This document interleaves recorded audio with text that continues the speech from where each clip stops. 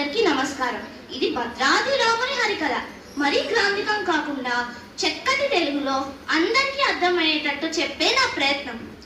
భక్తులారా, సుజనులారా, సీతాలక్ష్మణ సమేతుండైన శ్రీరామచంద్రుడు అరణ్యవాసమున పావన గోదావరి తీరంబున ఒకానొక గిరిని పరికించి దానిపై సుంత విశ్రమించినంత ఆ కందరంబు ఒక సుందర పురుషాకృతిని దాల్చి ఏమని నాడనగా, ధన్యుడనైతిని ఓ రామాన పుణ్యము పండెను శ్రీరామ, ధన్యుడనైతిని ఓ రామాన పుణ్యము పండెను శ్రీరామ, మేరు గిరీంద్రుని పుత్రుడను నీ రాకకు చూచే భద్రుడను, నారీ శిరోమణి సీతమ్మతో మీరు నా శిరసున నెలకొన వేడుదను, కారుణ్యాలయ కామిత మీదేచ కలకాలము మిము కొలచెదను, ధన్యుడా ధన్యుడా ధన్యుడనైతిని ఓ రామాన పుణ్యము పండెను శ్రీరామ